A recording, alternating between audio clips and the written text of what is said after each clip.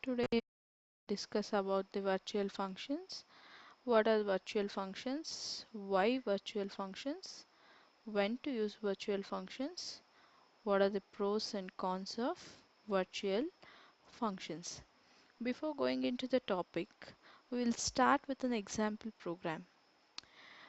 Here we will think that all users know what are inheritance, how it works. Inheritance is nothing but inheriting the properties of base class into the derived class. That means what are the data members and member functions declared in base class. If you derive it, you can use it in derived class too. In this program, we have a base class inside which we are having a show function, and in derived class 2 we are having show function.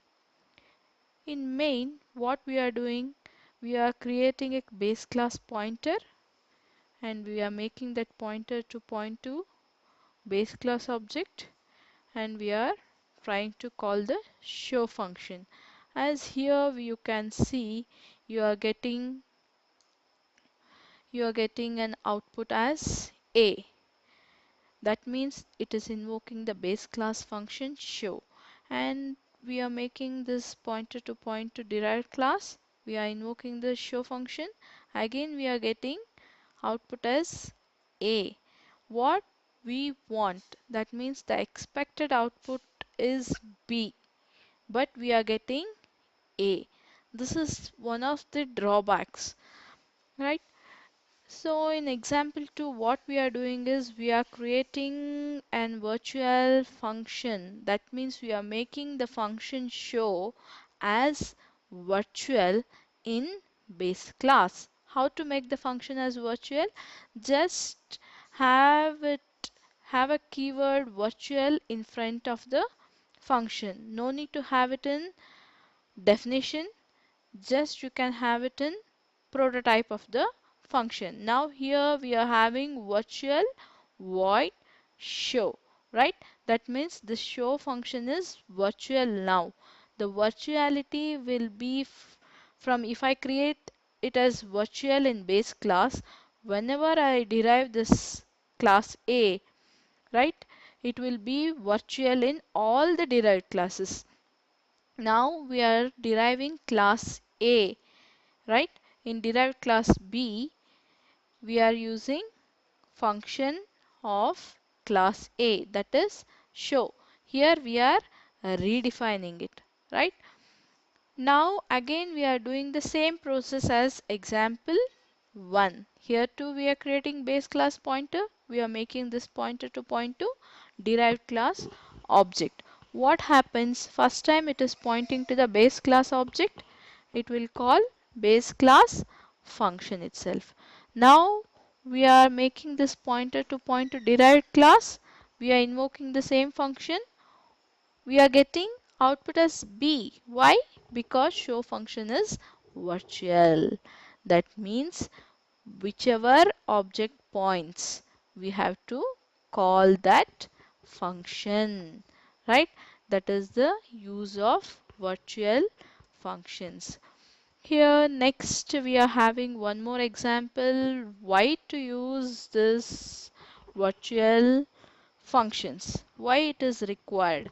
We can write in base class show function 1. In derived class we can write name of the function as show2. But why we are using the same function, that means same prototype in both the classes? Why it is required? Here we are using class A, inside which we are making this function as virtual. We are having class B, which is derived from class A. Here too we are redefining the function. In class X, this is an independent function. What we are having? We are having a function which takes an argument of class A, object of class A as a parameter. What type of object? It is an pointer object, and through this pointer we are invoking show function. What happens? Now we are creating object of class X, x dot abc will invoke abc function.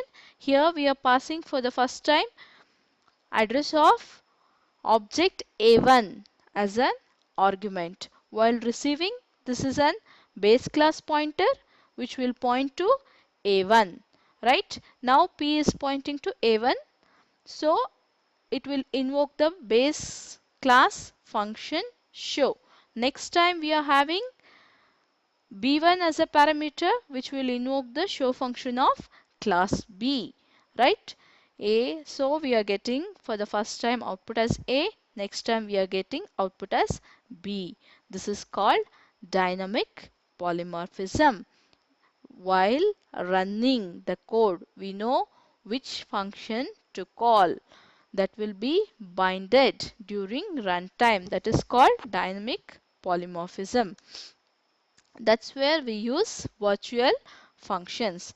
As I told you, whatever, if I have base class A, B is derived from class A, again class C is derived from class B. That is multi-level inheritance. In multi-level inheritance, this virtuality will be throughout the derivation path. That means even show function inside class C will be virtual. So you are getting the output as C. That's about virtual functions. Now we will see how this virtual functions are actually working. When we run the program, what actually happens inside the compiler, right? We are executing, we know, but actually what is happening inside the compiler, right? To know that, let us go back to the first example where we are having a show function in class A which is virtual. We are having one more virtual function, that is ABC, right? As soon as I create this function, as soon as the compilation starts, if it sees virtual keyword, right, it will create an virtual table for that class. Now inside class A we are having a virtual function, right? So it is creating a virtual table. Here what we are having, function name and the starting address of that function. Now we are having a show function, function name, starting address. Let us assume that it is stored at location 200. Again we are having one more function ABC, it is stored at 400. This is our assumption addresses. Okay, next we are having class B which is derived from class A, right, inside which we are having show function. That means I am rewriting the show function which is in base class A, right? As soon as the compiler sees this function, right, it will create again virtual functions. I told you before, virtual functions will be from base to derived class, right? Again show in B will be virtual to the class B. So it also creates an virtual tables. Because of inheritance, this class B also contains function show, function ABC. Here what happens? I am rewriting function show. That's why the starting address of show will be changed to 300, right? And ABC function I am not at all rewriting. This 400 remains same in virtual table of class B also, right? This is called virtual table. Whenever I am creating or whenever I am having virtual function, it will create virtual table for that class, right? And we are having virtual pointer which will be pointing to virtual table. Whenever I am having like this, right, ptr of show, it will just invoke virtual function by finding the address inside virtual table, right? Okay, now we will continue our pure virtual functions in our next slides.